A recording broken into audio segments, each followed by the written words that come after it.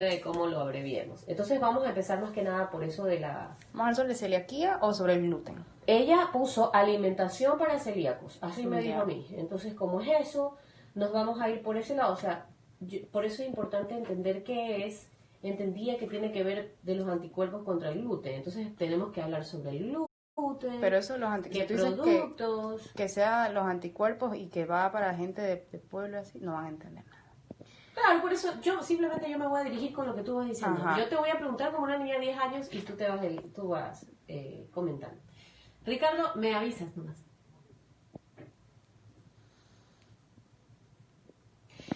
Bueno, ya regresamos acá. Esto es Somos Familia. Ya saben, este es un programa familiar, por supuesto, en el cual siempre hablamos no solamente de salud, también tenemos todo tipo de temas, recomendaciones sobre lo que... A ver, lo siento, me fui de largo. Es que esto está grabado. Claro, esto es grabado. Bueno, ya regresamos en Somos Familia aquí, por supuesto. Siempre estamos tratando todo tipo de temas y a continuación no podíamos desprendernos de algo que tiene que ver con la alimentación y cómo llevarla a cabo. En este caso vamos a ir a un tema muy específico y para eso tenemos con nosotros a la nutricionista Erika Borbón. Ella nos va a hablar sobre la alimentación para celíacos. Bienvenida, mi estimada Erika, aquí a Somos Familia. Y bueno, cuéntanos un poco sobre este tema, es un poco interesante. En realidad la palabra celíaco no es muy normal para cualquiera, así que coméntanos de qué se trata, qué significa y bueno, por supuesto, introdúcenos en este tema tan interesante. Bueno, muchísimas gracias por la invitación, antes que todo, y gracias por invitar a un nutricionista que hable sobre estos temas, ¿no? Para empezar, la celiaquía es una enfermedad, una patología, en la cual el paciente tiene una reacción autoinmune, es compuesta por 3 causas. Es autoinmune, sistémica, en el cual el cuerpo se ataca a sí mismo al momento en que la persona ingiere gluten. El gluten principalmente es una proteína que está en ciertos cereales, como el trigo, el centeno, la cebada, y también hay trazas de gluten en la avena. Importante saber esto de aquí. Te voy a hacer una pequeña pausa como para preguntar un poquito más, ahondar. En este terreno del gluten, tú dices estos productos, pero ¿qué de beneficios de pronto tiene en el cuerpo? Porque si existen para comerlo y consumirlo, tú mismo dijiste que era un nutriente, en este caso, significa una proteína que nosotros tenemos que alimentarnos de ello. ¿Qué pasa con aquellas personas que son celíacas y que tienen este dilema? O sea, ¿tienen que reemplazarlo por otros alimentos? Ya, para empezar, el gluten no es malo, es simplemente causa una reacción adversa, un daño epitelial, un daño en el tejido del intestino. ¿Y qué síntomas le dan a estas personas? Por ejemplo, hay 3 tipos de patología relacionada al gluten, que son la celiaquía, que es una de las más fuertes, de ahí está la sensibilidad no celíaca al gluten, que esto significa que la persona al quitar el gluten de su dieta mejora su condición, o sea, ya no tiene problemas gastrointestinales, diarrea, tienen también distensión abdominal, que es cuando se les infla la barriguita. Perdón que ahí pregunte algo más. ¿Significa que cuando esto de aquí se presenta en cualquier etapa de la edad, o puede ser desde pequeño, nacer con eso, es congénito, hereditario, etcétera? La celiaquía se puede presentar en cualquier etapa de la vida, desde pequeños hasta adultos mayores.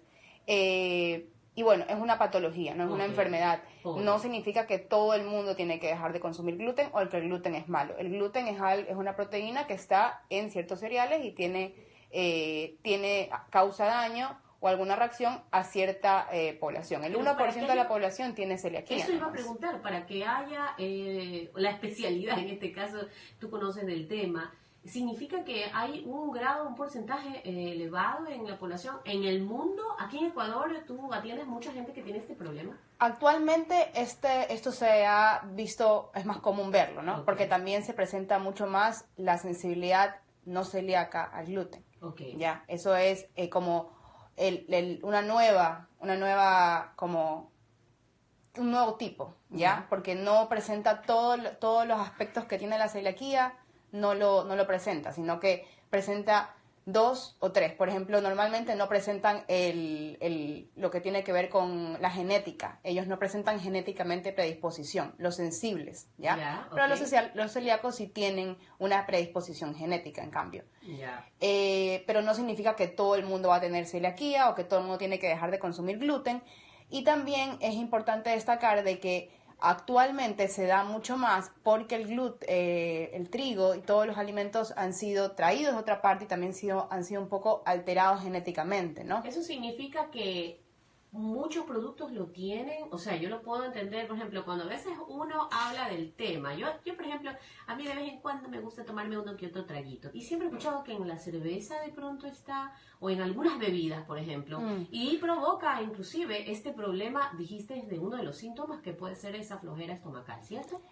Pero la cerveza no te va, o sea, no por tener gluten o tener trigo, porque es derivado de la cebada, ya no es trigo, sería cebada. Exacto. Por tener cebada no significa que por eso te está dando ese daño, sino que es una bebida alcohólica. Claro, tienes razón. Y va a causar pero que... Pero uno cree eso y le dicen bebida que no tiene gluten, por ejemplo. O sea, hay cervezas que no tienen gluten. Exacto. Sí las fabrican, ¿no? Exacto. Aquí en Ecuador, actualmente yo no me arriesgo. Yo trabajo bastante con una cuenta que se llama Libres del Gluten. Ella es una paciente mía que es celíaca y ha creado esta página de conciencia porque... hay una moda muy grande en cuanto al gluten, ¿no? Entonces mucha gente quiere dejar de consumir gluten por moda. Han salido algunos libros muy sensacionalistas en el cual han creado como un tipo de fobia, ¿no? Entonces hay muchas marcas que al simplemente poner en la carátula libre de gluten, ya la población o la persona que va al supermercado piensa que automáticamente este producto es saludable. Generalmente cuando a un producto le quitan el gluten, no es sinónimo de salud, porque el producto puede no tener gluten y seguir siendo unas galletas con pésima calidad de aceite, con bastante azúcar, bastante sal. Entonces, que diga libre de gluten no significa que es saludable. Por lo tanto, una persona que tiene este tipo de rechazo implica que tiene que tener un tipo de alimentación. ¿Cuál es esa en todo caso? La pauta básica del celíaco es llevar una alimentación libre de gluten, es decir, sin trigo, centeno, cebada, y también avena, porque la avena aquí en Ecuador no hay sin gluten. Claro, no hay una certificación, o sea, tienen que tener una certificación avalada internacionalmente en la cual uno se mete a ciertas páginas en internet y uno puede verificar que ellos efectivamente son libres de gluten, porque hay marcas que ponen libre de gluten y tú te metes a la página, no son, y aparte también causan un daño a las personas que son celíacas, tienen una sensibilidad al gluten o tienen una alergia que tiene que ver más con piel, o sea, un rash en la piel, alergia, también tienen problemas de mucosas, o sea, tienen...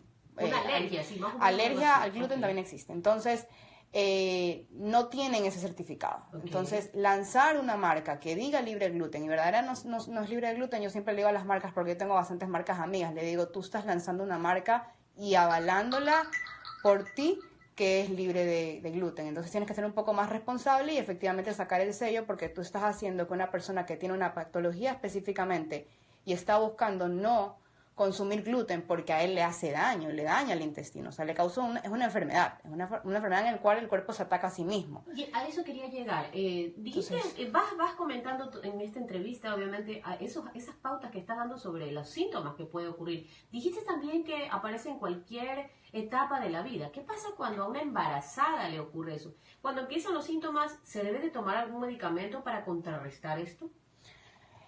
No, la pauta básica es eliminar el gluten de tu dieta. Entiendo, pero supongamos que me causó un daño, ¿cierto? Es que la regeneración... allá es donde quiero llegar. ¿Qué pasa? ¿Cómo lo simplemente se distensiona normal? ¿El organismo vuelve a la normalidad con los días? ¿O debo de ingerir algo, tomar algo para distensionar ese episodio? Simplemente tienes que eliminar el gluten. El gluten es lo que te está causando esa afección. Es, por ejemplo, que tuvieras un mosquito y el mosquito te está picando. Hasta que tú no mates al mosquito, tú vas a seguir teniendo picadas.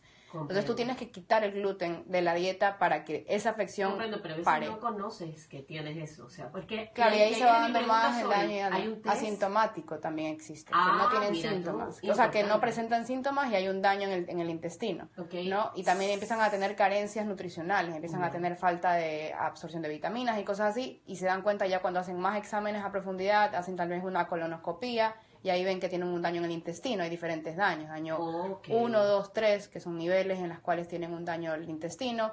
¿Es el nutricionista específicamente aquel que se da cuenta de que ocurrió esto de aquí y le dice al paciente, o hay un médico clínico que se da cuenta y le dice qué exámenes debe de tomarse? Esto es un trabajo interdisciplinario, ¿no? Tiene que haber un médico de cabecera,